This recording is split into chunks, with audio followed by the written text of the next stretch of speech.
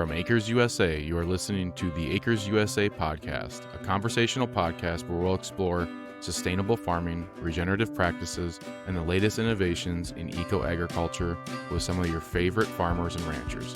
I'm your host, Taylor Henry, the owner and CEO of Acres USA. Welcome to the Acres USA podcast. Welcome to today's episode of the Acres USA podcast. I'm your host, Taylor Henry, and today we have the honor of speaking with legendary Joel Salatin, author, speaker, and owner of Polyface Farm in Virginia. Widely known as the world's most famous farmer, for over 4 decades, Joel has been a passionate advocate for regenerative agriculture, crafting a unique model of farming that focuses on ecological harmony, animal welfare, and sustainable food production. Polyface Farm has become a beacon of hope for farmers and consumers alike, proving that farming can be profitable, ethical, and regenerative. Joel's influence spans far and wide, from his innovative rotational grazing techniques to his groundbreaking approaches to direct marketing and local food systems.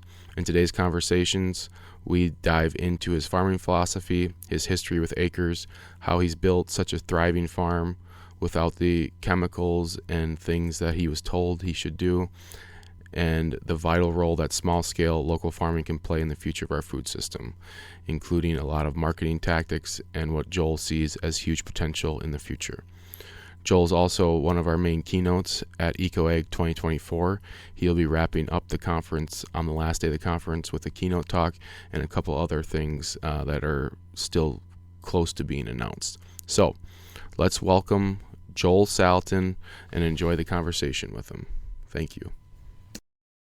Joel Salatin. Joel, thanks for joining us on the Acres USA podcast. First of all, how's everything going around your farm? I know you guys were kind of on the edge, or maybe got a little piece of that hurricane that came through, but how's everything going at your place? It's soggy, but I'd rather it be soggy than dry. So we got actually the whole kind of that whole weather system. We got about 10 or 12 inches over the course of about 10, 12 days. So that's a lot of rain, but it never flooded. You know, it was just right at the brink. And we're fortunate that we got lots of moisture, but not enough to make a flood. So it was good.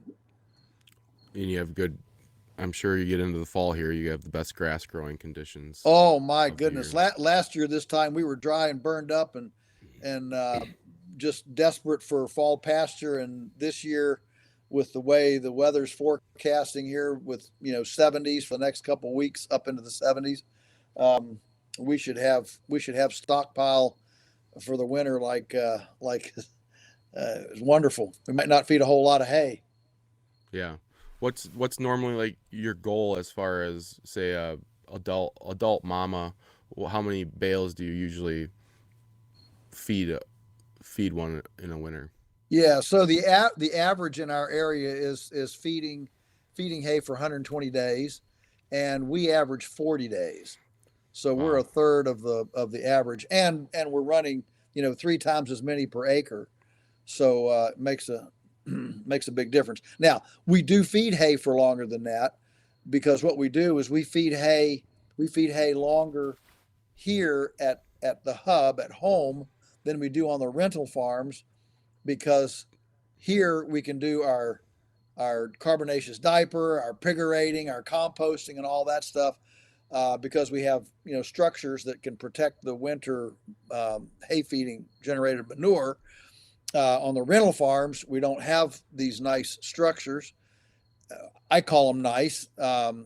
Most of our landlords don't call them nice because they're pretty homemade, but they shed water and it works. And half the world's population doesn't live in houses better than this. So, get over it. But anyway, it's a little bit dicey to build structures, on rental property, if you lose it or whatever. So we get it. So what we try to do is feed hay longer here, sometime January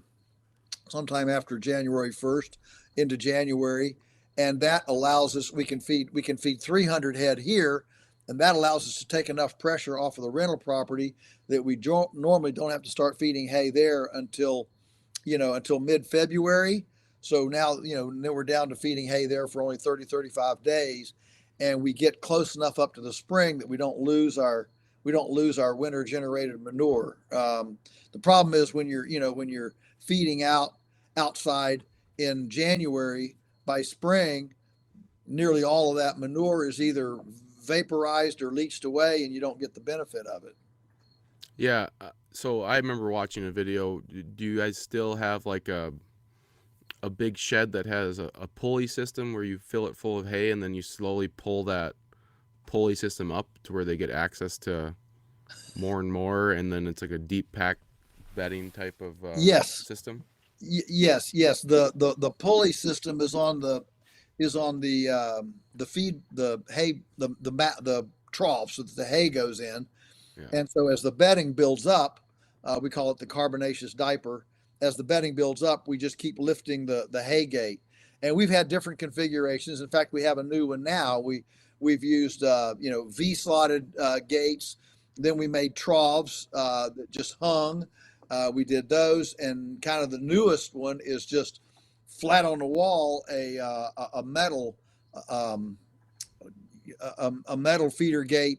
We just get segments and hook them together, and we can just lift those up, you know, lift those up in notches. All right, notches, and just walk them up the side of the shed, because that bedding will get 4 feet deep sometimes, and of course the deeper it is, the better it is, and so we need to be able to move those hay gates higher and higher as the bedding builds up. What's the process and how you first start the bedding, and then do you like what all do you put in as far Well, as the first layers? yeah, so you don't have to have a concrete floor, but we like a concrete floor simply because it's just so much nicer to handle material on a Yeah. concrete floor. When you put a front end loader down, you can just sock it on the floor and go. You go to the dirt floor, and you're always making little divots and stuff, and you got to kind of. So the concrete floor, and the other thing is that if we ever get a visit from a environmental bureaucrat who says, "Oh, well, you're polluting the groundwater or whatever," we can actually look around the edges and say, "All right, do you see any leaching here? Is there anything going on?" And you can actually measure and see that there's nothing being leached out. So we've gradually over the years, we still have a little bit of a dirt floor. Most of it is concreted now. We've done that a little bit at a time over many years. And so then we start with about 12 inches of wood chips. That's our first thing, 12 inches of wood chips. And when that gets, and obviously, not being that deep, that gets, it gets saturated pretty quickly.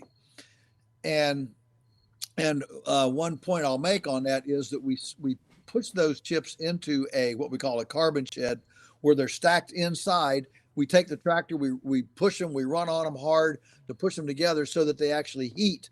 I mean, they get hot and they get moldy, but all that heat and mold dries the chips down. So what you want dry chips to go in, otherwise the porosity is already taken up by water, and we want all that porosity to be taken up by urine, which is where all the nitrogen is, most of it in the urine. So we go in with dry chips, put about 12 inches in, and then that's going to get that's going to get saturated. It's going to get sloppy here fairly early because it's not real deep, and then we just start.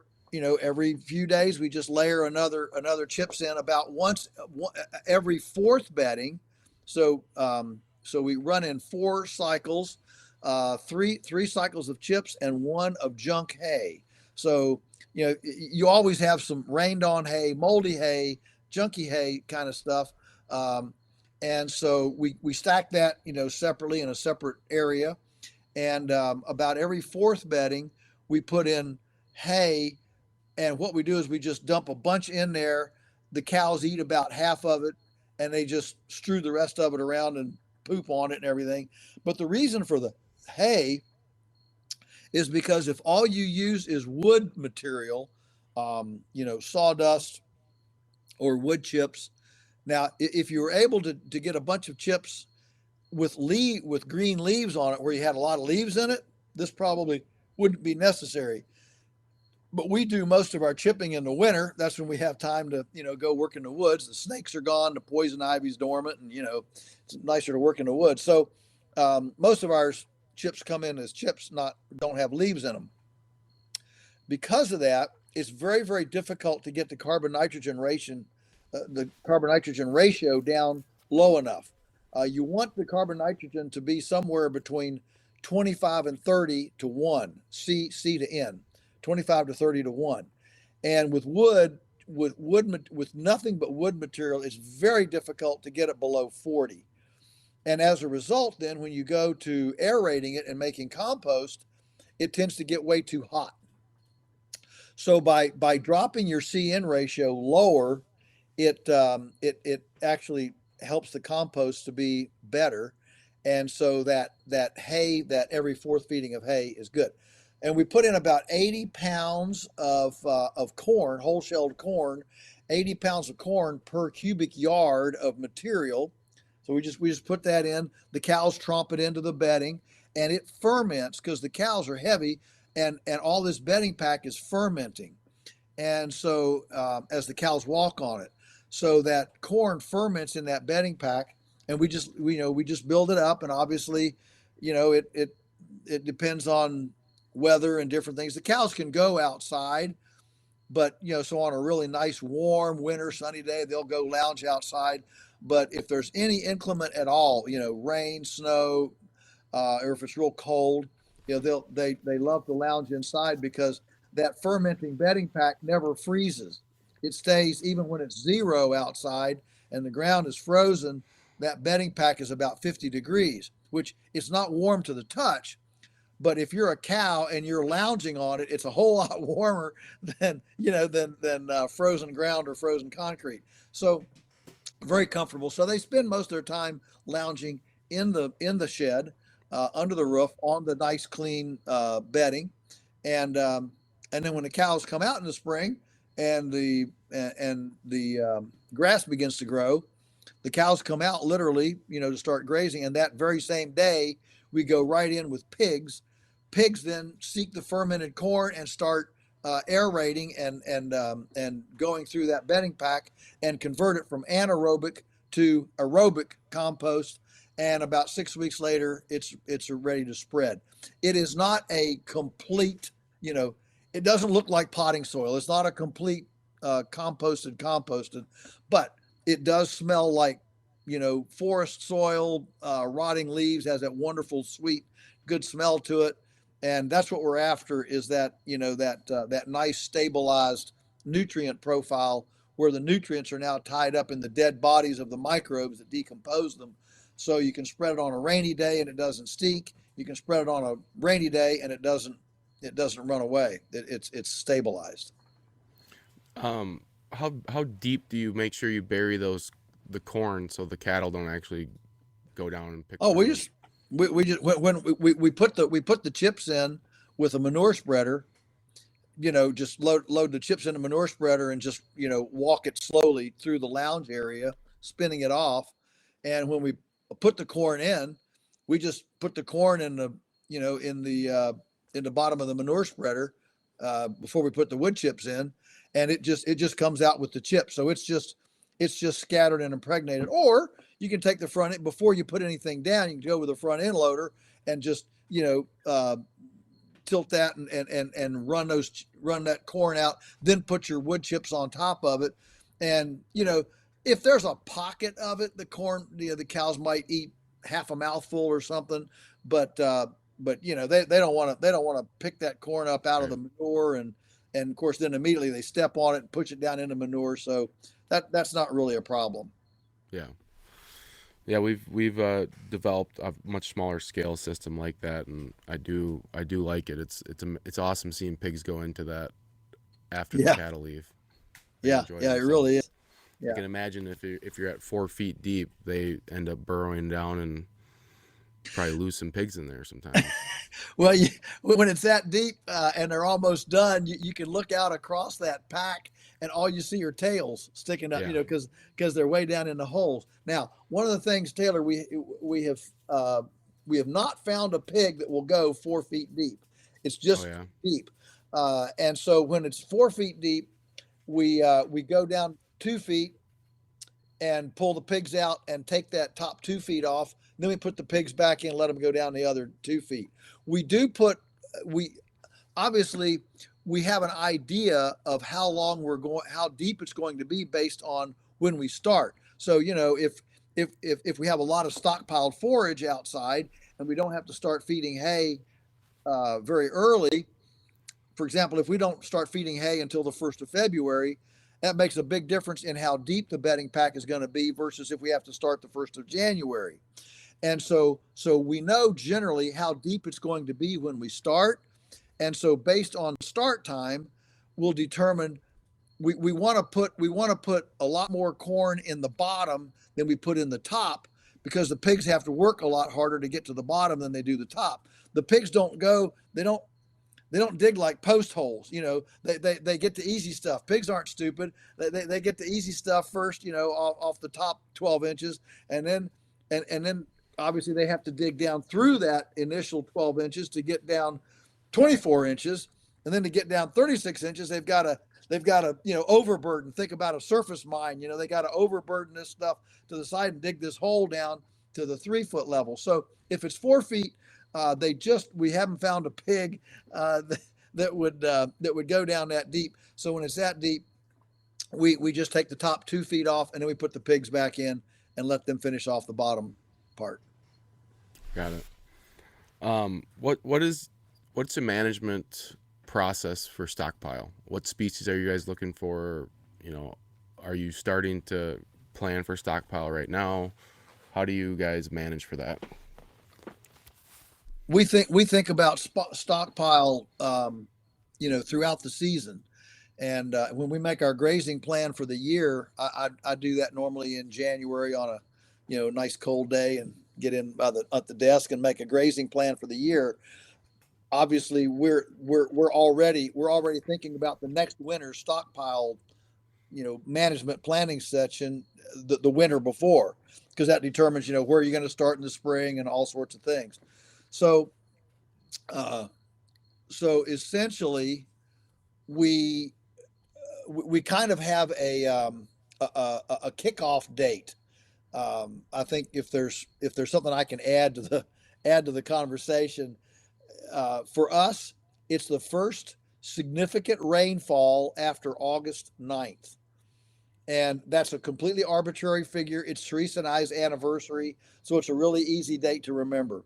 What we've found over the years is that if things are dry toward August 9 into August, the grass doesn't grow when it's real dry, and so you're not affecting your stockpile by grazing grass on into August, whatever. But once you get the ground moist after August 9th, that's that's going to start bringing on growth. And so that's the point at which you have to start setting aside paddocks for, for your November and December grazing. Um, So because if the grass grows well and you come to it, after the whatever September, sometimes you don't have enough time for it to actually accumulate a stockpile. So our rule of thumb is, we start looking at when does it get wet after August 9th, and that's when we start designating our critical stockpile forages. so you actually skip those paddocks. Yes, yes, we actually skip those paddocks. Now, what's interesting is in the last, I don't want to get into a climate change discussion, but one of the things that we've definitely seen in the last, I don't know, 15 years probably, is it seems like our springs are colder and our falls are warmer. which is it's a bittersweet thing because and along with that, our falls are drier and our I'm sorry, yeah, and our springs are wetter. And so the problem with that is that for grass to grow, it's got to be warm and wet. So if it's cold and wet, the grass won't grow, and if it's warm and dry, the grass won't grow. So so I feel like back whatever when I was a teenager and in my 20s and we were doing this. I mean, I can look on my records, and I mean, it was an unusual year to not start grazing in the first week of March. Unusual. Now it's an unusual year to start grazing before the 20th of March. And back in those days, it was unusual to have growth, grass growth after about the middle of October. Now it seems like we get good growth, I mean, warm enough to grow all the way up into November. So it's bittersweet because, in the spring, you generally have plenty of moisture, but if it's cold, the grass won't grow. And you're desperate, to get this grass growing so I can quit feeding hay. And in the fall, you're desperate for moisture to get the grass to grow. And so the fact that it's staying warm in the fall, if rain came along with it, it'd be great. But it's and I'm not sitting here complaining. I'm just saying that these are things we have to think about, which is one of the reasons why we've invested in the last 10 years in some quite significant K-line irrigation and building more ponds so that in the fall, when it's warm but dry, we can hit 60 or 70 acres with 6 inches of water and suddenly grow 100 cow day grass, for that fall pasture, so we can build some resilience in. There's really nothing in the spring. There's nothing we can do about the temperature. I mean, we can't affect when it's frosting and how cold the spring is, but we can affect the moisture in the fall. So if we're going to have these nice warm late falls, well, let's put some attention on the water to leverage that warm late fall and give us a nice stockpile thing. So my old historical August 9th thing is really has moved almost like to the 1st of September now. Here's my point about the designation for the stockpile date. You don't want to, if you have, say, moisture. So we had a very, very dry July, and then the first week of August we got like 4.5 inches of rain. It was that tropical storm Debbie or whatever it was. Well, suddenly, things blew up. Grass grew like crazy, and so here we are coming. We've got plenty of warm ahead of us that we can grow yet another whole cycle of grass. So what we did, we ended up making some late hay, some beautiful late hay. Then it got, after that rain, I mean, it shut off and it got dry through early September, and hot and dry.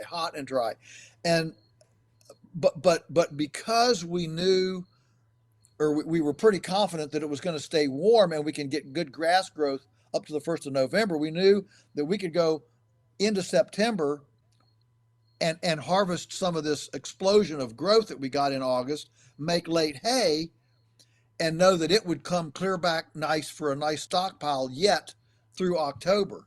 And so now that we've had this hurricane through, and we were irrigating up to 2 weeks ago, we were irrigating, emptied all the ponds, and grew, and kept things growing, so that where we made hay there in those hot, dry early days of September is now, goodness, it's already grown back to 12 inches tall. It's growing crazy because it's warm, and now we've gotten all this moisture. So yeah, we're gonna have a pretty stockpile this year. We're pretty excited about going into the winter this way. But the timing is critical, because if you push your your late haymaking, if you push that too late in the season, then it doesn't have enough time to grow back for a stockpile. So there's a real sweet spot there that you've got to get it off. So if you don't have enough growth to make it viable to make hay late, you might as well just leave it, and it'll be stockpiled for winter, because you're not going to get a regrowth in time. And how do you manage the grazing of the stockpile? Do you try to say you get 3 rotations on stockpile paddocks? Are you taking off a certain amount, leaving it? How are you guys grade? Are you just taking all of it in one rotation? We take it all. We take it all at one time. Yeah. The reason for that is that your utilization goes way up. If you don't, this is my opinion, and I could be wrong, but in our experience on the stockpile, in mob grazing, the higher your density, the better your utilization, because the animals graze more aggressively, they walk less, they graze more aggressively, and what they walk on and lie on and poop on, they don't eat. So part of this, so when you come to stockpile, and Jim Garish, guru of grazing in the U.S., Jim Garish always said the place to start, if you've never done controlled grazing, the place to start with it is on stockpile. Don't start in the spring, start in the fall, start in the winter, because that's where the tight, high density grazing can give you the best results, and you're reducing your hay consumption. So no, we put them in really, really tight. We take it all, and goodness, the highest, just to show people what's possible, the highest stockpile cow day grazing that we've ever gotten is just short of 200 cow days per acre. Wow. So you're talking about putting on 200 cow equivalents per acre. So if those are weaned calves, it would be 400 of those of weaned calves per acre per day. That's the highest I've ever gotten. Normally we're looking at somewhere between 80 and 120. And what's the height that you're looking for to accomplish that? Well, height isn't as important as thickness. What you're looking for is density. Density is what gives you your volume. And so, stockpiled fescue, the height on something like that, the blades might be, 24 inches, maybe, blades, or a little more. But the main thing is the density. You want that to be so thick you almost can't walk through it. It's like walking through a 12-inch snow. You got to pick your feet way up, your feet way up and kind of go through it that way. But is fescue the main species that you're targeting for stockpile? Have you found anything else that stockpiles well? Taylor, we haven't planted a seed in 65 years. So whatever's there is there. And if there's some forbs in it, if there's some, orchard grass and clover and things, obviously early in the winter, a clover in it as well, and they'll eat that along. But we don't, whatever's there is there. And of course, fescue holds up better than any of the others. And so, so it'll do really well. The one that's a bummer that they don't like, the one grass that we love that they don't like after for stockpile is Johnson grass. And we love Johnson grass. And we've got some big areas of Johnson grass now. I mean, that stuff grows with no rain when it's 100 degrees. It grows 2 inches a day. It is nothing but sugar. And in August, those cows will, if they could pull it up by the roots, I think they'd eat the roots. It's that, and the volume is, goodness, it's, it can be, goodness, 800 cow day grass. It's unbelievable. But boy, once frost hits it, the cows won't touch it. They don't like it at all. So it's so it's not a good thing. and all of our Johnson grass is volunteer, and we just have patches of it. It's not like we've got fields of it. There's patches around, but I mean we have one end of one field where it's really come in heavy in the spring. It's orchard grass and fescue, and then in August it's all Johnson grass, and and we now kind of graze that into that field like it's a different field because it's almost 100% Johnson grass in late August. So let's go back a little bit. You want to describe kind of the farm that you were raised on, how your parents and the ancestors before you farmed, and how you got to the point that you are right now. Yeah, so I have this rich legacy of my grandfather. My dad's dad was a charter subscriber to Rodale's Organic Gardening and Farming magazine when it came out in 1945, something like that. And to maintain that legacy, my dad was uh, a charter subscriber, or certainly in the first year or so of Acres U.S.A. So growing up in our home. We we we had Acres USA. That was our go-to in those early days. And later came Stockman Grass Farmer. And so Dad's dad, my grandfather, he was in Indiana, and always had a nice big compost pile and all that stuff. And Dad got his kind of environmental bent from him. So when we came here in 1961, it was a gullied, eroded rock pile. I could walk the whole place. I was 4 when we came here in 1961, and it was definitely the worn out armpit of the community. And Dad's asked expert advice. How do I make a living on this farm? How do I do that? And all the advice was plant corn, borrow more money, build silos, graze the woods, buy chemical fertilizer, all that stuff. Well, he had enough of his dad's understanding in him. No, that ain't right. And he was an accountant, and so he saw the chemical approach. What Charlie Walters always called toxic rescue chemistry. He saw that all as a drug addiction, basically a drug addiction. You gotta get more potent stuff all the time. You got to spend more money all the time. You're on this treadmill trying to beat the chemical deal, and so he didn't take any of that advice. And I remember, I was 6, 7 years old. These experts would come and they would tell him how to do this, and he didn't buy any of it. And so instead, we started experimenting. He started experimenting. He started reading Andre Voisin, Grass Productivity, and we started experimenting. One of the most memorable things I ever remember as a little kid, I don't know, maybe I was 6 or 7 or something. One Sunday afternoon, he said, "Hey, I found out about a farmer down here. Let's take a drive down there." So a Sunday afternoon, we all get in the car. We go down and visit this farm. I don't have any clue what the farm was raising. I don't know what it had. All I remember was coming home. What he had though was mobile shelters, mobile infrastructure. And I don't remember whether he had pigs or sheep or chickens or what it was. But all I remember coming home was Dad almost levitating off the seat as he was driving of the idea of of portable mobile sheltering infrastructure.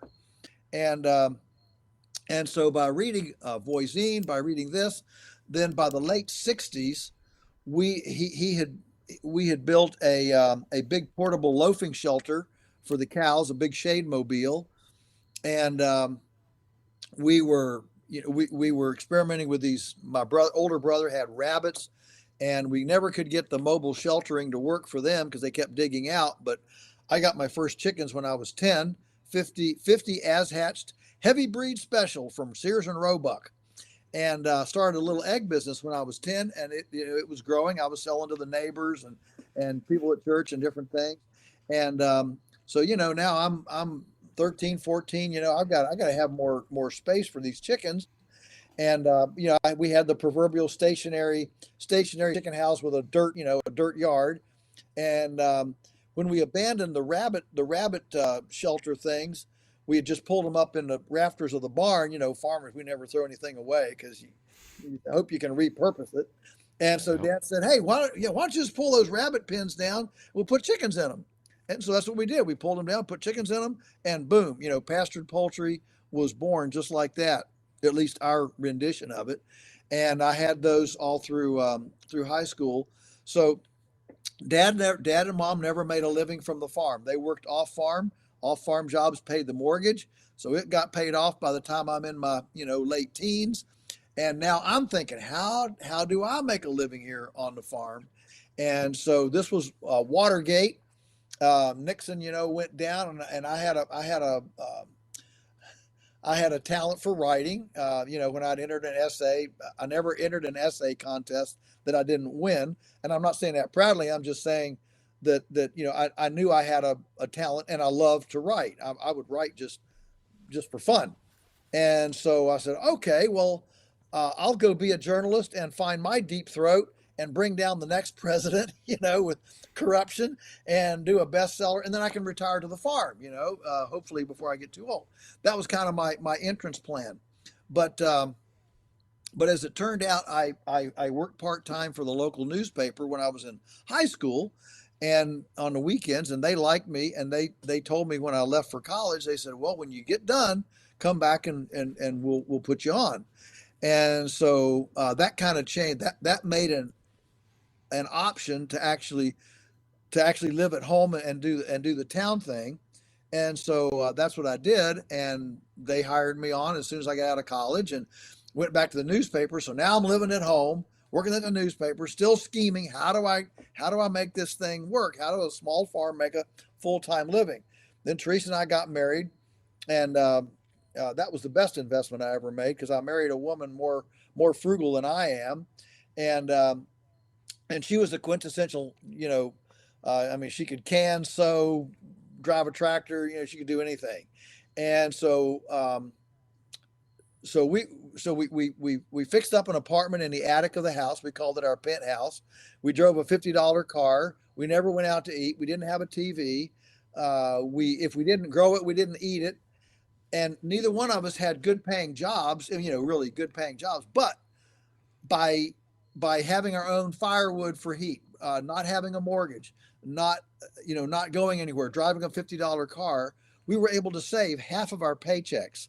So in 2 years, we were able to save enough that by living on $300 a month and driving a $50 car, within 2 years, we saved enough that we could live for 1 year on the farm without any outside income. And so September 24, 1982, I walked out of that newspaper office.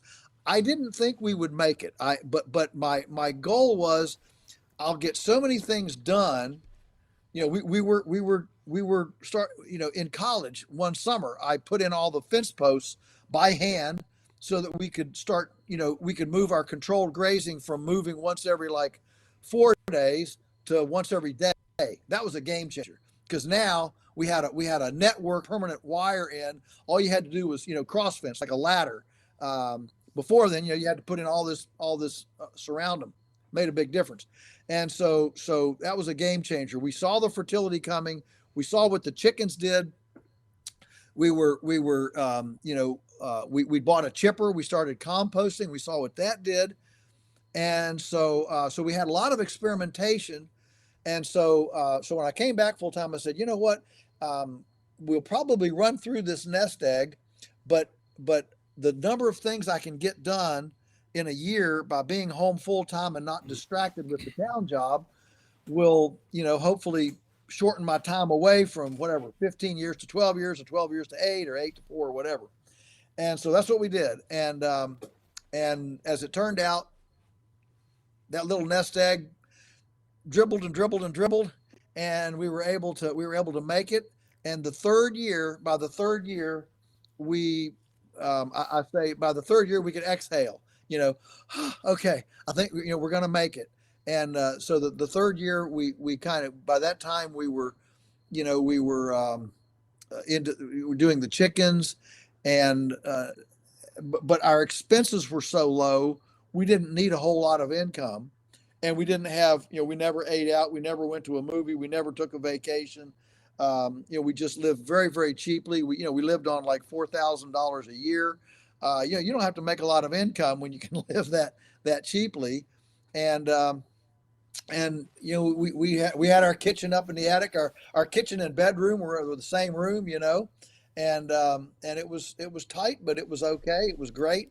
Very, very happy times. And by the end of the third year, we were over the hump, and we knew we would actually make it. And by that time, we had indeed run through our nest egg, but that had been just enough to get us through. What was the most important markets that you got into that pushed you over the edge? So our marketing scheme in those days communities had real active philanthropic organizations, like Kiwanis and Rotary and Ruritan and all those groups. I mean, they still exist, but they're a vestige of what they were back then. And they met weekly, and a lot of dinner meetings and stuff. And so I put together a slide program on how to heal the planet with pasture-based livestock, or basically what we were doing.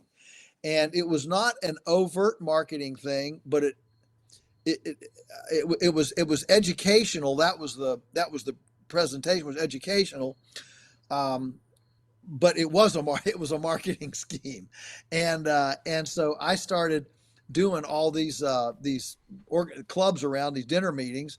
They were always looking for an interesting presentation, and so I had my slide carousel on a Kodak carousel, and I'd go and I'd do this 20-minute talk, and this was in the early days. So this is in the mid '80s, early '90s, and the whole the anti-animal, and the dawn. It was the beginning of the organics and the awareness. The awareness was just coming in that maybe factory farms and chemical farming, maybe we need to question that. And so I came in on that kind of beginning just beginning awareness, and said, so if you want to, there's another way. We don't have to farm with chemicals. There's another way to do this, and if you want to participate, I'd be glad to sign you up as a customer. And at that time, everything had to be purchased here at the farm and kind of pre-ordered, and that's the way we started. So we started basically just with neighbors, friends, acquaintances, and kind of doing this educational gig.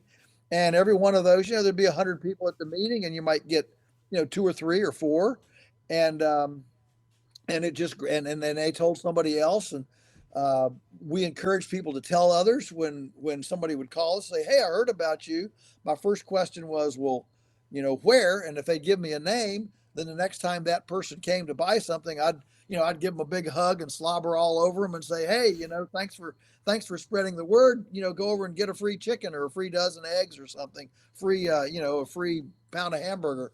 And so that was our loyalty program, and it stimulated buzz and people, word of mouth, and it just, I'm a turtle.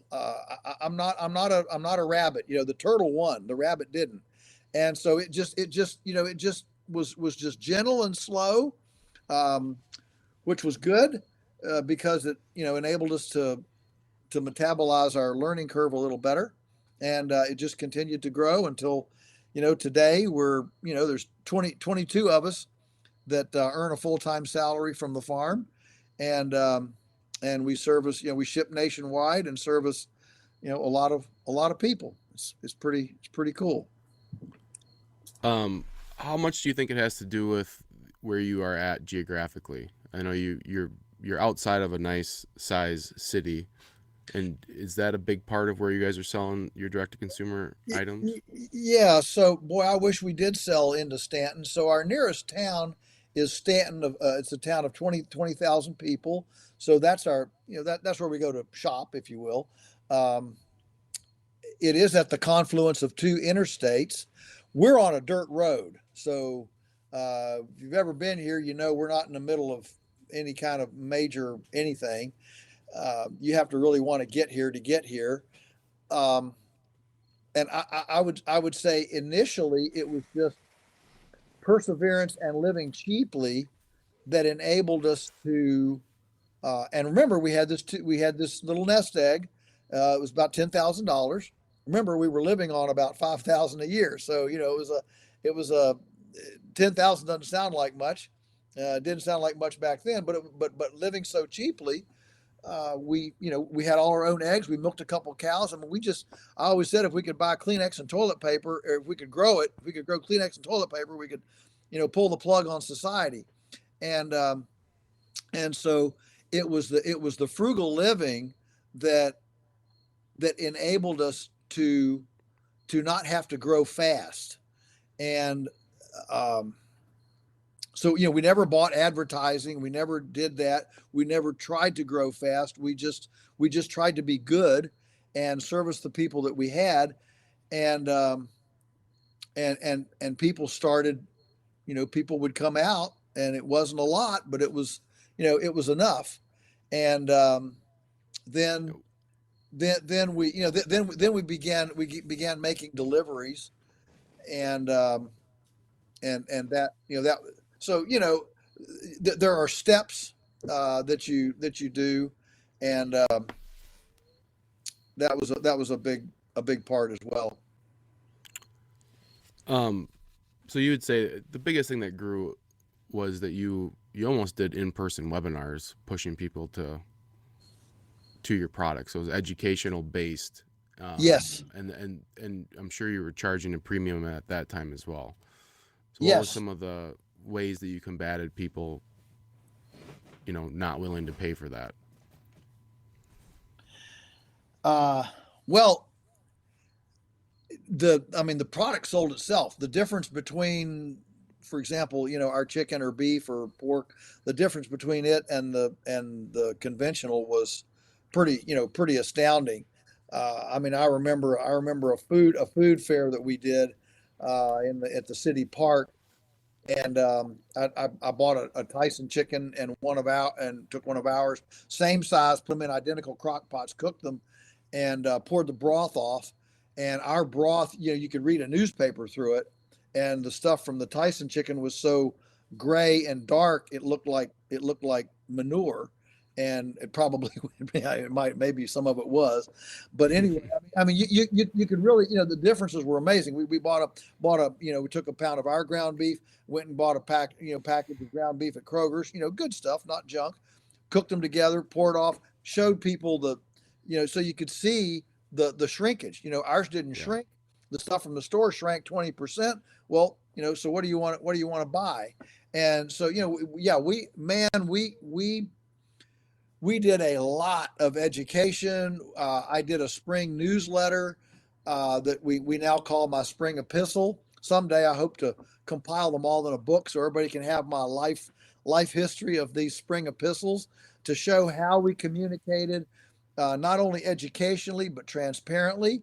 Here's what we hope to do. Here's what we had a problem with last year. We're sorry. Here's what we're trying to do to fix it. All those different things. People really respond to that, and it developed a high level of trust, and that trust is a big deal. When did you get past the point of where you guys were just making it by being frugal and making enough to, since you're living frugally like that? Yeah. What was the scaling like? When did you decide that, hey, we're gonna go take the next step and scale this?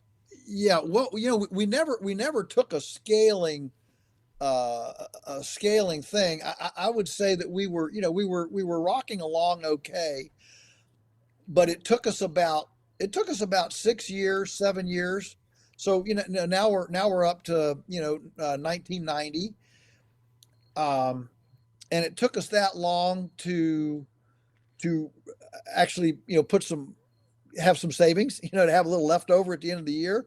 I remember well, when we started, we actually paid penalties at the feed store because we couldn't pay for the feed till the chickens were done.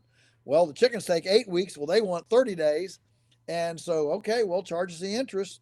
And I remember doing that. We didn't have enough cash flow to pay because we sold our last sale was the beef in the fall in November, and then we didn't get another income until chickens were ready in May. And so, that was pretty, talk about budgeting, when you don't get any income for several months. But we did that. So, yeah, we were in 6 or 7 years. But there were things that we were doing. For example, I joined at that time, the Virginia Association for Biological Farming had started. So I joined the group, and we got numerous customers from there. I mean, those were diehard, dedicated people, but most of them weren't raising chickens to eat. And so several of them became customers, and they would come, once a year and get their year supply of chickens. Well, when you're living as cheaply as we did, and somebody comes and gets, 50 chickens for, for $500. Um, I mean, this is back, okay, we're going way back to late 80s and early 90. That was a big deal. And so um, I'm trying to think. I got discovered by Alan Nation at Stockman Grass Farmer I'd gone with a friend. I'd gone with a friend. He wanted me to look at a bull with him. And so I said, "Oh, I'll go with you." So we went to this place, look at these bulls. And so we look at the bulls, we select the one we want, and he's in with the farmer uh, doing his business, and I'm cooling my heels out in the ante room. And there's a little magazine rack there, and there's Stockman Grass Farmer. Now, we'd been getting Acres USA for years before then. And that was our Bible. That thing came, and I devoured it every that and Mother Earth News. Those were the two biggies in our house as a young kid growing up. And I got saw this Stockman Grass Farmer on the shelf, and I looked at the first article. I said, "This is me. This is us. Grass farming." And so I grabbed a piece of paper there off the desk, wrote down the address and the subscription, immediately subscribed, and and added that to my repertoire. And so Alan had me come, and he did his first national, conference there in, I don't know, it must have been 89 or 90. And he asked me to come and speak, and I did. And that was definitely a step up. I mean, you get because all the people, the whatever 300 people who came to that conference, they're the lunatic fringe. They're the movers and shakers that are moving things forward. And then it wasn't until, I'm going to say, probably 3 years later, 4 years later, maybe 95, something like that, 94, when um, Charlie Walters at Acres asked me to come and speak at an Acres conference. And for me, that was like being asked to go to the meet St. Peter at the heavenly gates. And and that was a big, because Acres was so much bigger than Stockman. Acres was like 3 times the size of Stockman. Stockman was bankrupt, and I won't go into that story at that time. But Stockman was, and I wrote columns for them, for monthly columns for years with no pay at all, just because I believed in the magazine. I believed in Alan, and turns out that he was such a great salesman. He made a lot of people believe in him, even when he couldn't pay their bills. And eventually, paid all the bills, and made good. Magazine was great. But Acres was it was way on another level for us. So when I guess it was Fred actually called and said, could you come? And but they were, I was a little bit of an unknown thing. I had written, by that time I had written Pastured Poultry Profits. That came out in 1993. And they weren't sure what I was, and Taylor, everybody that's in our position, your position now, my position, we all we kind of have our inner circle of people that we trust, that we know aren't here. They don't have an agenda. They don't have a, they're really looking out for our welfare, for our best interests. Okay. And there are people that aren't there out there that aren't like that. And so all of us that get into into the position that we're in, um, you hate it, but you have to have a little bit of a sieve around yourself, or else you're being pulled by this guy's idea that you should do this, you should do that, you should do this, the other, and man, you're whipsawed all back and forth. So just to protect ourselves, you have a little bit of this. And so the Charlie Walters. I mean, Charlie Walters was, I mean, he was bigger than life. I mean, he was just great. Time of day, I get chills and tears, thinking about that man. He was such a force in our culture, in the day. And so I'm sure he had his inner sanctum. He had his Phil Callahan and these guys that were his inner sanctum. And so I was an unknown. I hadn't written for them. They hadn't, but they'd heard about me. And so they said, "We'll give you 20 minutes. 20 minutes. That's it. 20 minutes." And you know what, Taylor? I went up. Teresa and I were still living upstairs at the. Were we living upstairs at the time? Maybe so. Yeah, I might be wrong. This might be in the late '80s. But I want to say for some reason your first appearance was like 1989, but okay, I think that's right. Um, what I remember, here's what I remember. I had 20 minutes. They were very clear. You've got 20 minutes. That's it. That's all we're going to give you. And so I had a mirror at my desk. I had a big mirror, and I did my slide program and did my speech, and I practiced in front of the mirror. And I had a clock, and I was have to be this slide in 5 minutes, this slide in 5 minutes, this slide in 15 minutes. And I timed myself, and I practiced that, I don't know what, several times, 3 or 4 times at least, getting my cadence, my time, what I've got to say, to get that in 20 minutes. And so we went out there. Actually, Teresa went with me. I think even Mom went to kind of babysit the kids or something. And anyway, we went out there and did that thing at Acres, and 20 minutes. And I'll never forget it. I mean, the place just erupted in a standing ovation. Fred went nuts. Charlie went nuts. And suddenly, and I'm standing there, and I'm in myself. I'm saying, I'm in. I'm in. yeah. I'm into the top outfit. In the whole world, I'm into the top outfit, and it was such a gratifying thing. And of course, then they invited me back, and did a lot with. I've done a lot with Acres, and just love it over the years. But that was the first one, and boy, it was a big deal. But I practiced and practiced to be able to deliver exactly within the time, and to make it flow.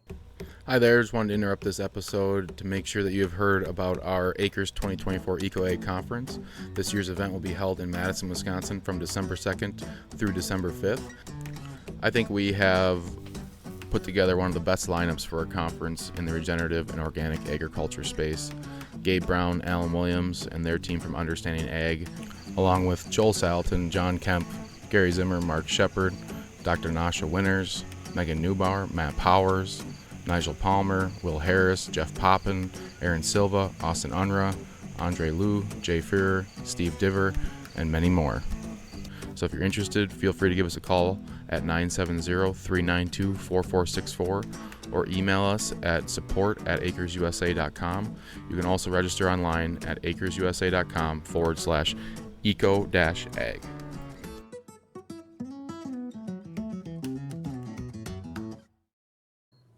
So give me a piece of advice, because you speak really highly of Charlie.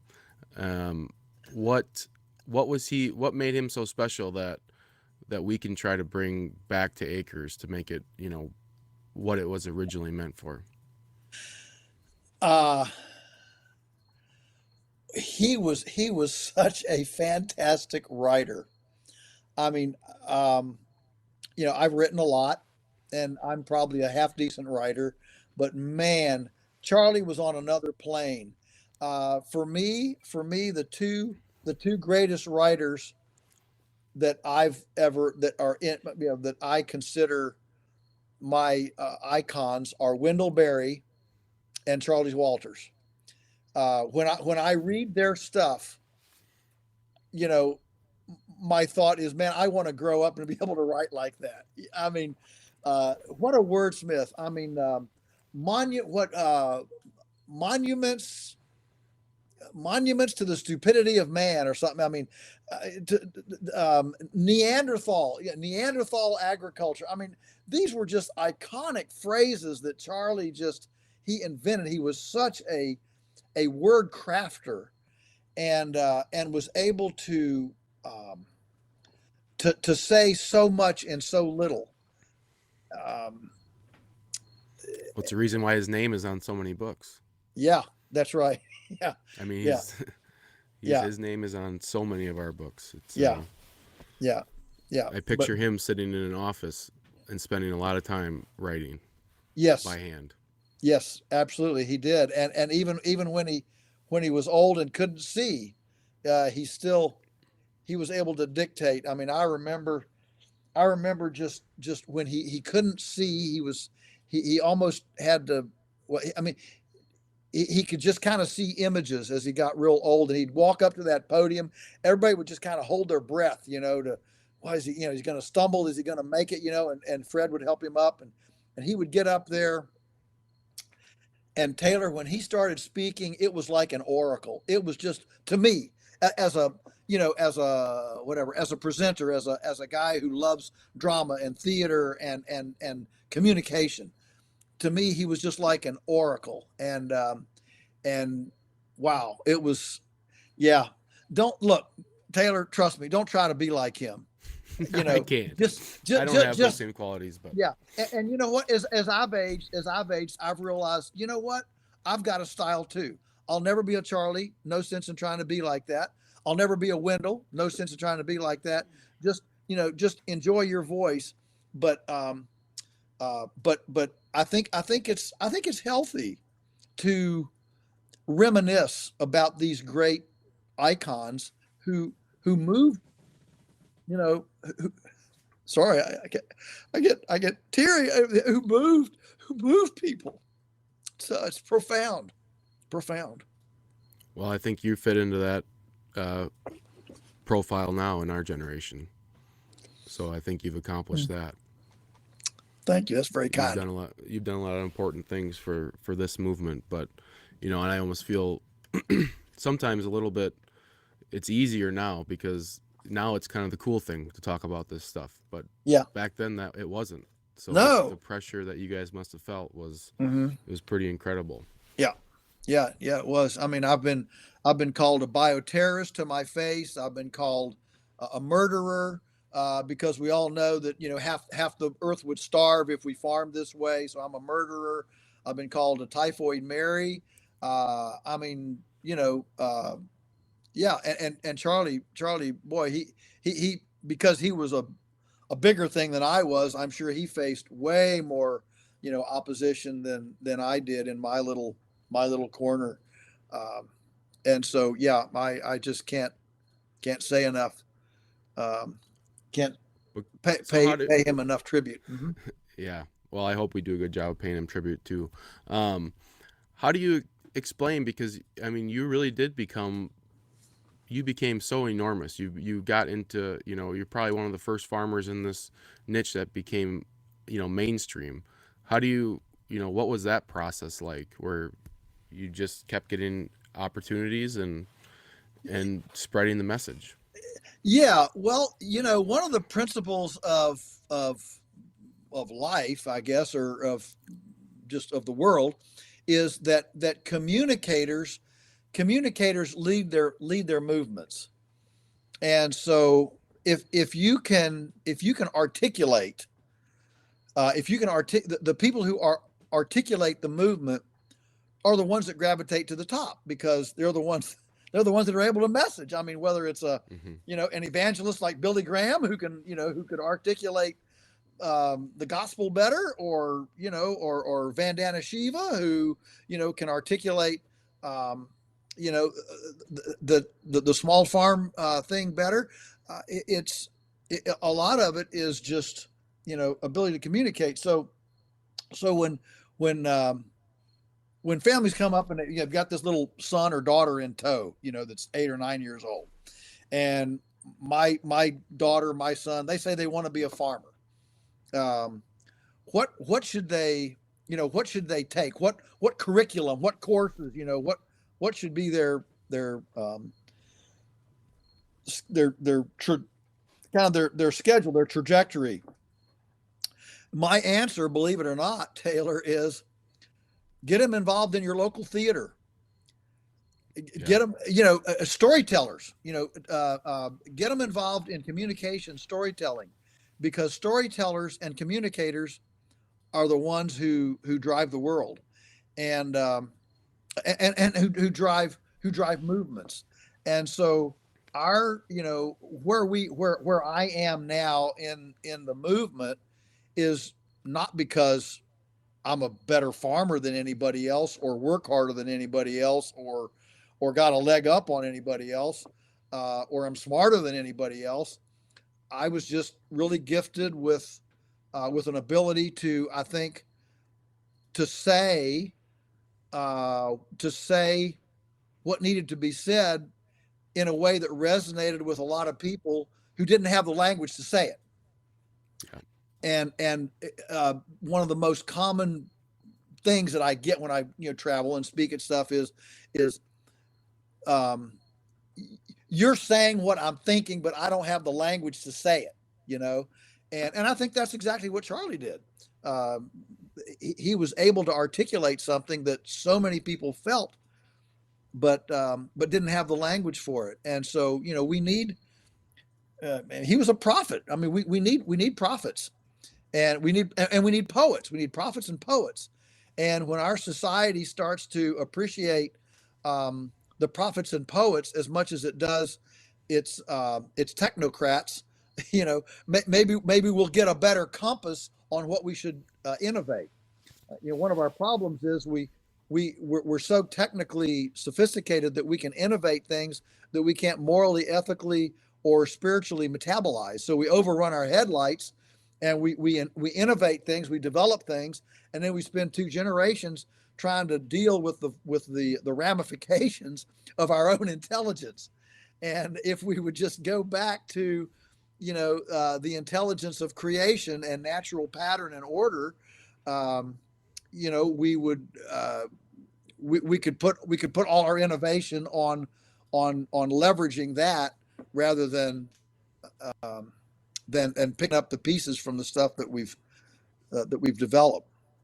Have you seen essentially like what you're describing, a response to so much technology, being so you know saturated with information, being able to communicate with everybody in a second, having all the information thrown into our hands where people are consuming all this? Do you see in the last, say, 5 to 10 years, more people responding to it by going that direction, by saying, hey, let's go back to, more of what my ancestors lived like, going back Yeah. to the land because they're feeling that connection again. Oh Whereas yes. in the 80s and 90s, it was almost like we were, you know, moving away from what we, originally were here to do. Yes. Yes. Yes. Well, for sure, through the 50s and 60s, for sure, into the 70s. Man, we as a culture, we were completely bought in to synthetics. TV dinners, and even said breastfeeding was barbaric and Yeah. Neanderthal. And then that pendulum swung. It swung too far to one side, and and started swinging back. And so here we are today, and we're discovering the microbiome. We're discovering that that fungi talks to each other. We're discovering that carrots communicate. Uh, I mean, there's just this whole awareness that it's so much bigger. I mean, I was telling somebody the other day when I was in 10th grade biology, and we're looking through a microscope at cells. We knew there was a mitochondria. We knew there was a nucleus in a cell. But today we know there are up to 1,000 mitochondria in each cell, and these mitochondria are spinning at 96,000 RPMs. It's like when I was growing up as a kid, the new frontier was bigness, space, mass, big factories, big concrete. How big can we do? And now it's like the new frontier is miniature. It's how small everything is, and I mean, and fusion. How do you focus 100 laser beams on one tiny atomic particle to create a fusion reactor? It's all about the tiny instead of the large, and and where we are in this movement, we're realizing that that's where life is. Life is in the tiny. It's not in the large. And I think that we're seeing that in our own awareness of the technology, and realizing that there's more to this. The more we discover of the tiny, the more we realize we don't know. I mean, the fact that we've only named 10% of the microbes in the soil. I mean, think about Acres has been functioning for whatever 50 years or more, and think of all the articles written about soil. You would think that eventually you run out of stuff to talk about the soil. But the fact is, we're discovering stuff every single day about the soil, and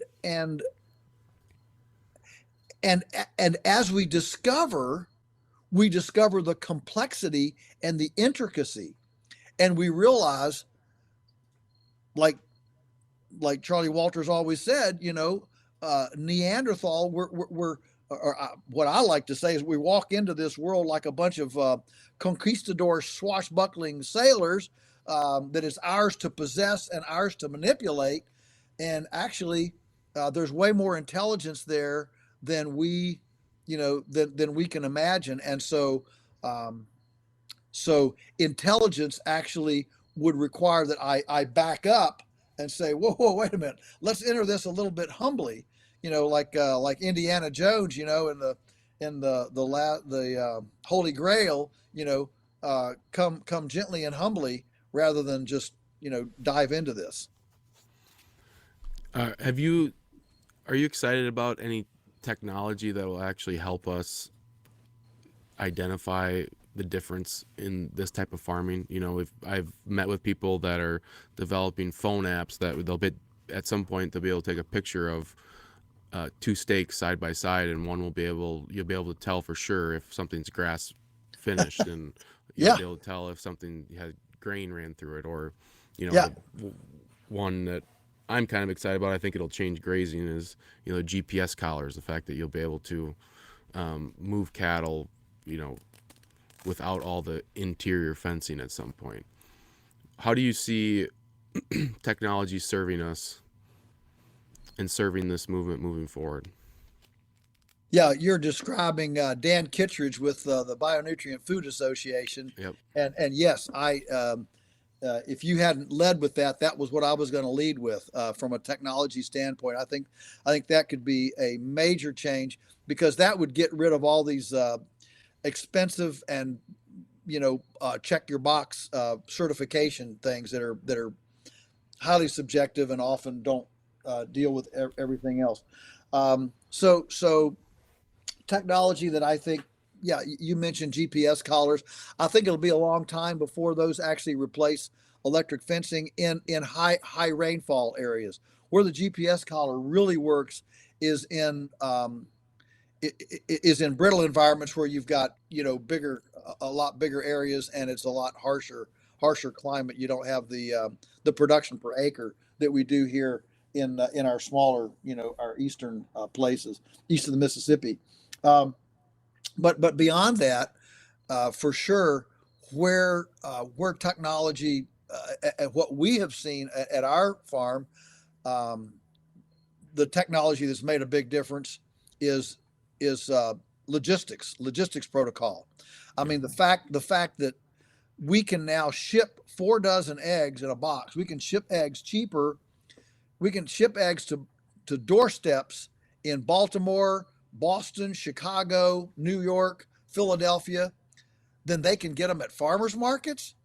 I mean, that's insane. That's crazy. I never would have guessed that would be possible, but it is now, because the logistics of distribution have become so incredible with tracking and all that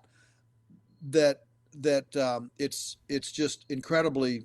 What's happened is the physical interface, the bricks and mortar interface for retail, has continued to escalate in price, and the cost of Amazon Prime, mainline distribution, UPS, FedEx, those costs have continued to drop. And so as bricks and mortar goes up and distribution logistics goes down, it suddenly makes the whole country your oyster. As you know, if you know any of my story, I was an addicted, cultish local food guy for many years, and then we started feeling the pressure of Butcher Box and other people that were starting to do door-to-door delivery back in the late in 2017 16 era. And by the time 2017 rolled around, we realized, hey, nostalgia is pretty good until it's obsolete. And so we joined this, and we now ship nationwide, and that has literally picked up the slack from all the white tablecloth restaurants that we served and went out of business in 2020. We lost several $100,000 in annual sales in 2020, when all these small artisanal restaurants went out of business, and they're not coming back. Or at least they're not coming back very fast. And so the nationwide shipping, I think, is a breakthrough, especially for farms that don't live on a main drag, that are rural.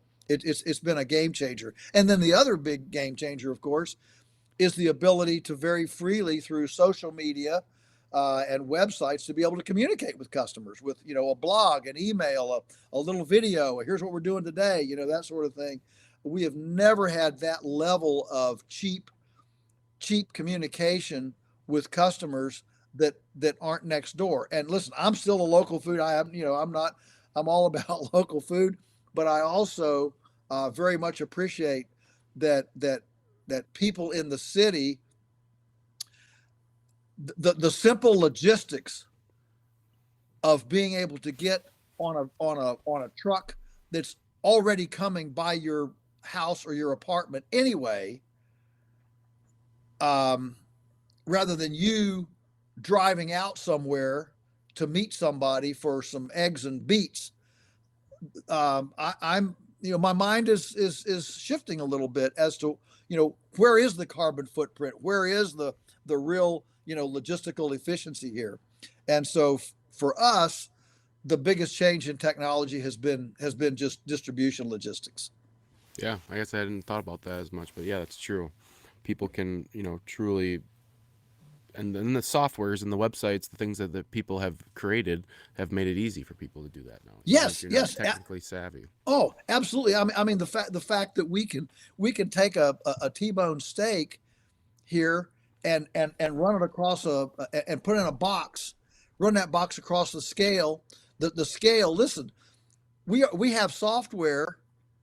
I mean, even little old us, we have software that gives us you plug in the poundage and the destination, and UPS has software that tells you how many ounces of a dry ice brick, how many ounces of a dry ice brick you have to put in a X pound box to ship it to this destination. I mean, that's incredible. Yeah. Where do you source your dry ice? We get it here nearby. It's I don't know where I'm not on that end of it. But we go to it's an outfit that sells, that does oxygen, acetylene bottles, oxygen bottles, and all, and they have dry ice. Yeah, it's been one issue I've had sourcing that. We go pick up, and we've just changed from pellets to bricks, and that drops it by 30%. That gives you 30% more power when you go from a pellet to a brick, and they last a lot longer in our. We've got a big heavy blue super insulated forklift thing that we go get it in, and it lasts way longer because the bricks have way less surface area, so they don't deteriorate as fast. So yeah, I mean, all of that, and then you put that box on, and we're hooked right into the UPS mainframe, so it spits out the UPS thing, and here comes the UPS truck. We throw 100 boxes on there, and off he goes. We don't have to have a truck. We don't have to drive anywhere, and we can reach anybody in the U.S. With this. That makes a much bigger market pool. I mean, in my perfect world, we wouldn't sell anything past our city of 20,000 people. There's no question. There's plenty of people there for us to have a very viable business and never go beyond 15 miles away. But where are they going? They're going down to the Sheetz gas station and McDonald's and Burger King and stuff. And so this was one of our frustrations. Here we were investing all this time and energy trying to get to nearby people, to get them to patronize us. Meanwhile, the customers that we did have, well, I've got a cousin in Baltimore. He desperately loved your stuff. Would you ship it to him? I've got a friend in Chicago, and I've told him, man, yours is the best stuff. Can you ship it? And no, we're not going to do that. And we realized, man, are we idiots here? I mean, here we are beating our head against the wall to get local people to buy, and they've got friends that want to buy. All we got to do is put it in a box and ship it. Can we figure that out? So we spent 2 years. We made the decision in 2017 to leave our local only cult, and it took us 2 years. We shipped stuff. We bought stuff from people who did ship. How are they packaging it? We put 2 of our staff people through the Five Marys farm school to learn how they do it. I mean, we invested 2 years of all the stuff that we had to do before we shipped the first box, and boy, that's been it is fast becoming 40% of our sales now. Yeah. You've obviously seen tons of people that have tried to emulate a similar lifestyle that you have. What is the one consistent thing that you're seeing in people who are succeeding, either it be traits that they have or the mentality they have, versus then people that are struggling and then failing? Yeah. Ooh, what a great question. I'm not sure I've just been asked that exact question before. I would say the number one thing is to just not quit, to just keep to be persistent, to stay with it. But that is so because you have to go through the despair. You have to go through the disaster. You have to go through the raccoon that eats all the chickens or the whatever. You've got to go through those things before you realize how to either solve them or the gravity of the situation. You're not in la la land here. And so the people who are successful are the people who refuse to quit and by refusing to quit, they're willing to say there's got to be an answer here. I don't live on a special little planet on the earth. People have figured this out, and I've got to figure this out too. And so that's, if I were to nutshell it, I mean, there's a list of things. I mean, you've got to be learning. You've got to be, man, don't try to reinvent the wheel. If somebody's doing something, just I mean, I say I'm the biggest copycat in the world. I just read a lot, and when I see a good idea, let's copy it. And so being willing to to copy what somebody else has done, adapt it to yourself, but just persist. I mean, I've watched a lot of people come and go, and they just let some adversity get them down, and then that means you've got to be willing to pivot. I mean, I've watched some multi-million-dollar big, private investment grass-fed beef operations go belly up here because they sold all their top end and refused to drop the price on their ground meat to move it, and ended up going belly up with 1 million pounds of ground beef in a commercial warehouse freezer in Richmond, that sort of thing. Well, you got to pivot, and change if you need to, and don't change your values, but change what you're doing to fit the new context. Yeah, the dirty little secret is that everyone's going to have adversities, that this lifestyle isn't easy, but if you're able to persevere and keep moving forward, that, it would be a problem solver. I think a lot of people that I meet have an engineering background almost. It's kind of odd that how many people I've met in this world that have an engineering background and they're successful because they have the problem solving just trait in their brain. Yeah. Mm-hmm. Yeah, that's good. How do you see the grass-fed markets going? Because it's disappointing. Obviously, they don't track with the conventional, and I've talked to a lot of people this year who are really solid grass-fed producers who ended up just selling stockers back to the conventional market because it just they ended up making more on them. Well, that's where I'm coming in with persistence. Yeah. Right. Hey, because then you're bankrupting your direct to consumer sales. Well, yeah, right now today, Taylor, even on our farm, we would probably do better just selling at the stockyard. Yeah. But we're in it for the long haul, and trust me, in 3 years, it's going to collapse. And then those folks abandon their customers for today's quick money, and then where are they going to be in 3 years, when the inventories come, because the inventories are building back up, maybe not as fast as some people thought, but they absolutely are building back up, which is further pressing the prices of cattle, heifers and all that. Heifers are being kept for breeding stock, and so the inventory is being built back up, and the big question is, the retail price can only move so far before people quit buying it. And I've heard some conventional people say to me, our biggest concern right now is that beef is going to become like a condiment.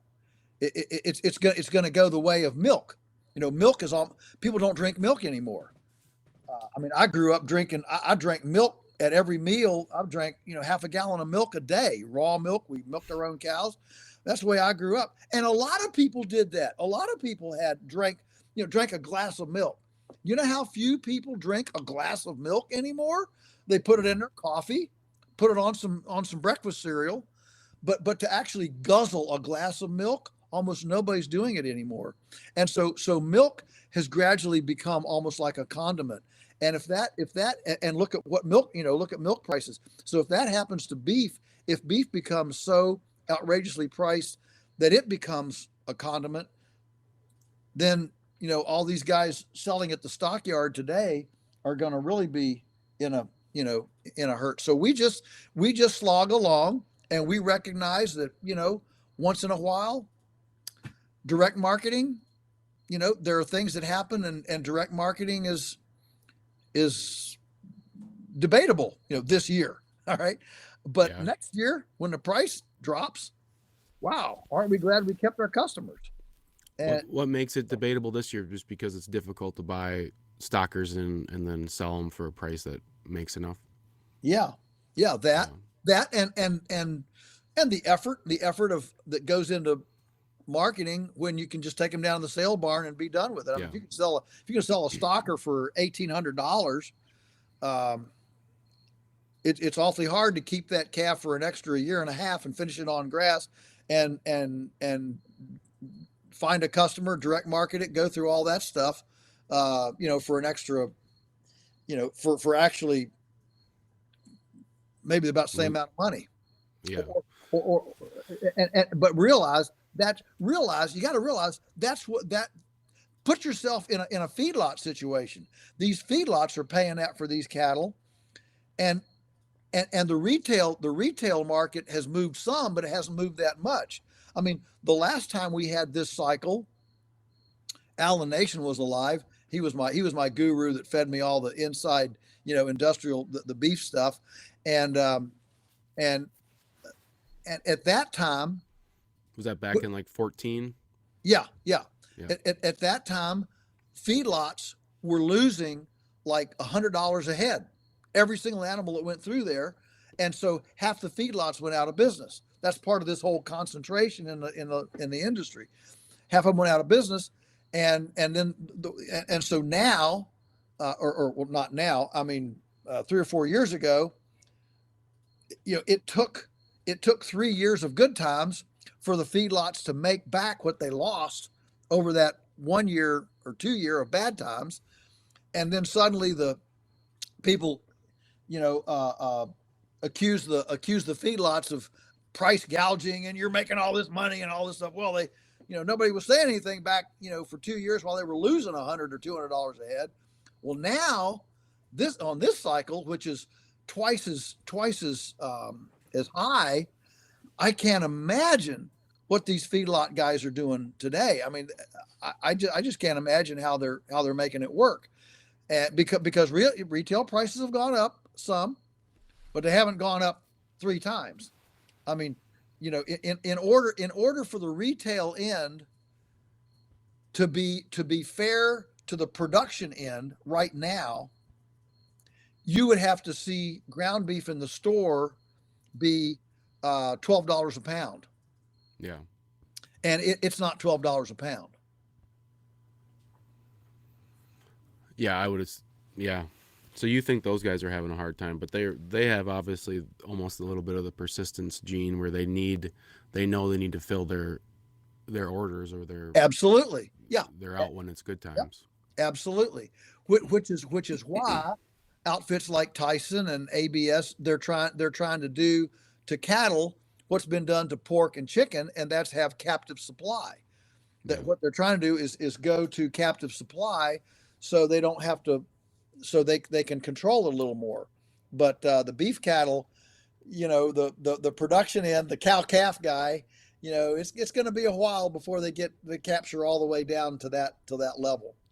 And a little bit scary. What I've seen in our area too is I've seen a lot of, with all due respect, old timers who, they experienced a drought last year and they just sold their herd because they're like, we're done. I'm selling it right now and they probably don't come back. Well, and that's exactly, Taylor, what's from everything that I'm seeing, that's what's holding back the herd expansion. Normally, when prices go like this, man, everybody wants to get back in, but the average age of the American farmer is now 60, and the age of the American cow calf producer is almost 70. Yeah. Average. And at that point, it doesn't matter how high the price goes. I don't want to expand anyway because I'm old. And so most of the things that I read indicate that is actually what's holding back the expansion this time, which is why it's coming back a little slower. But believe me, it'll come back. It'll be back, and especially if some of these outfits can't figure out a retail commensurate tracking, there's going to be a lot of money lost in the beef business, and if the retail does go up to reflect what's happening, on the wholesale end, you're going to see a mass exodus of beef buyers, moving into even more than they have in the past, pork and chicken, or even or veggie burgers, plant-based stuff. Yeah. What do you think? How many years do you think it'll take? You think it's 2 more years of this? I think it's three. I think it's going to be three.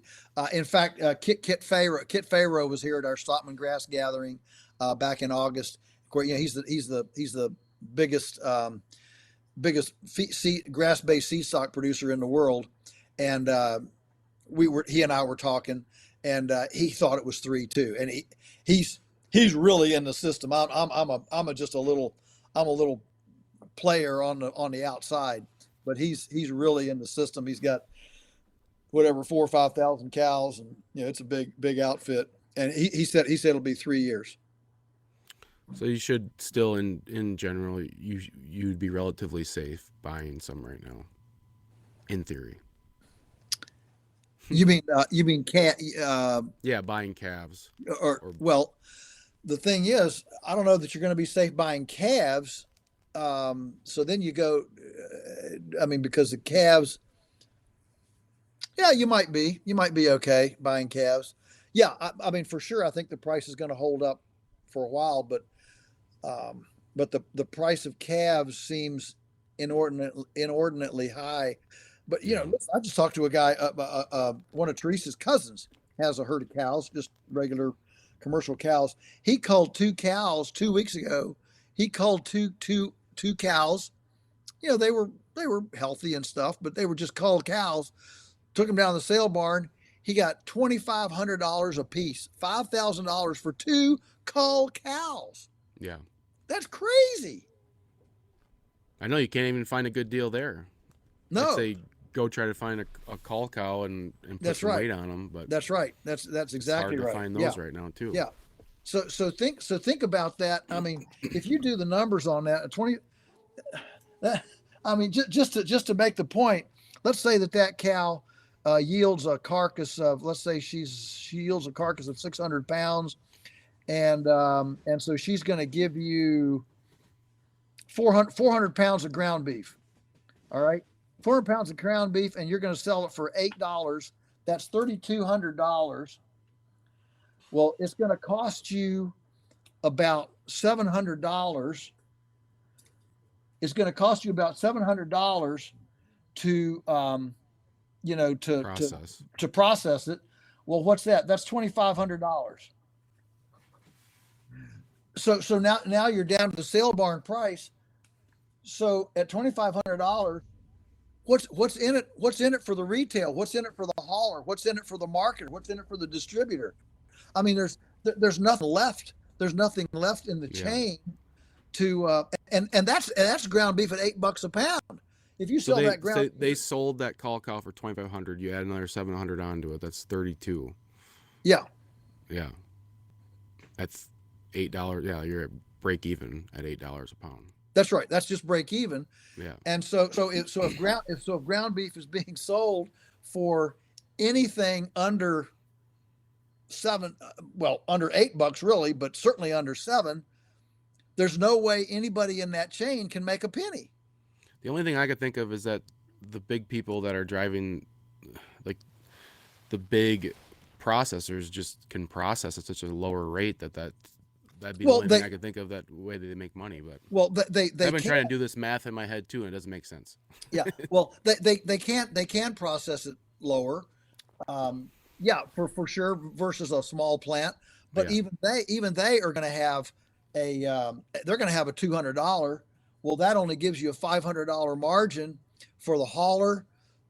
If you sell at $8, which they're not. If you sell at $8, yeah. Like but if you sell at $7, even at $200 a carcass of processing cost, you still can't make it work. And there's nothing left for Kroger's. Kroger's needs to make something to pay their cash register and their freezer bill, and so they've got to have a some sort of 10% margin on it. Well, I don't see how it works. I just don't see how it works. It's Do you think it's the imported beef that keeps the grocery store prices down?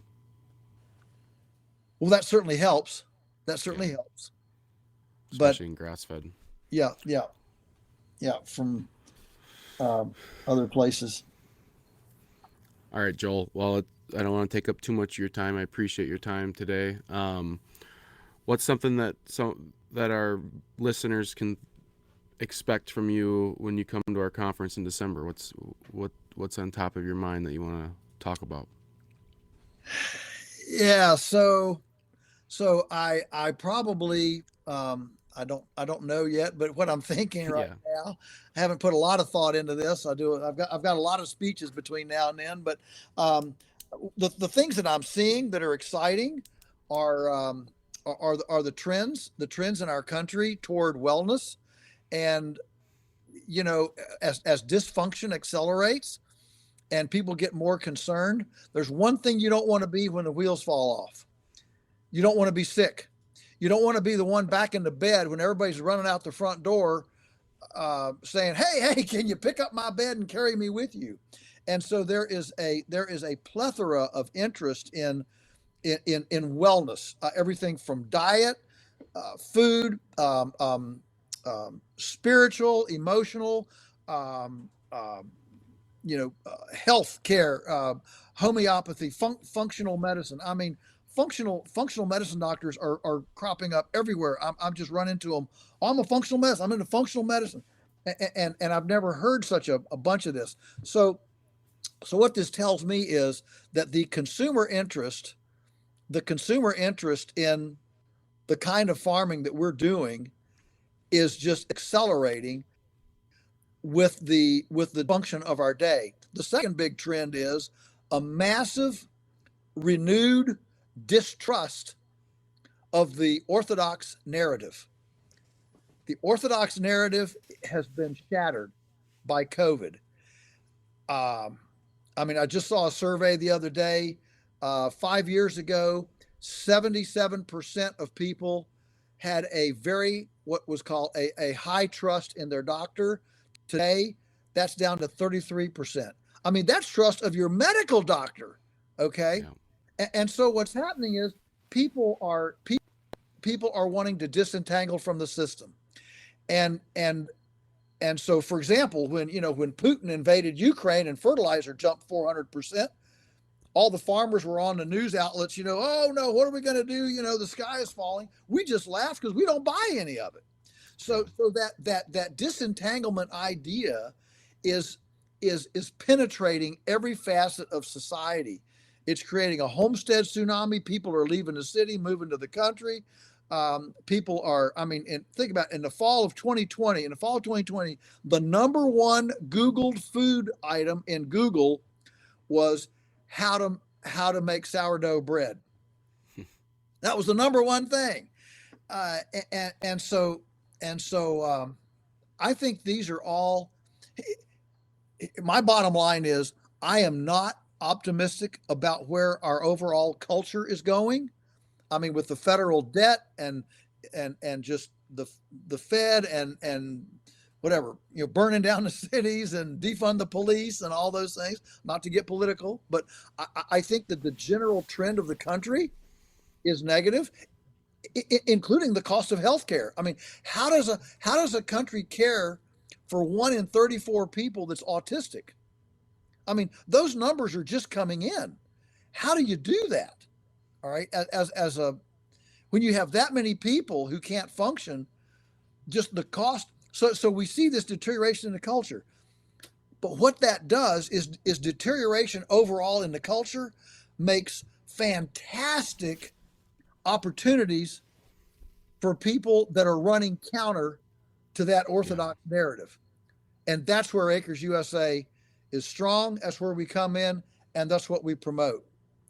And we're going to be, so the bottom line is Acres readers, those of us in this tribe, we are the ones that when everything becomes hopeless and helpless, we're the ones that provide hope and help.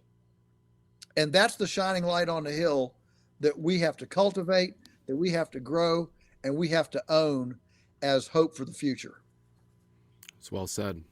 Very well said. Is there anything you want to promote or places that people can head to that they can find out what you are doing and what you're working on? Well, our website is polyfacefarms.com, and that has where I'm going to be speaking. Obviously, it has the Rogue Food Conference on it. I'll give that a little plug. And if you want to come and see what's happening here at the farm, jump on that. It's a very comprehensive website. I don't have a personal website, but it's there. And I've done a video curriculum. Written a few books. I mean, there's it's all there. Polyfacefarms.com. And if you want to buy some great pork snack sticks with no MSG in them, you can do that as well. So glad to have you visit the website, and thanks, Taylor, for giving me the platform to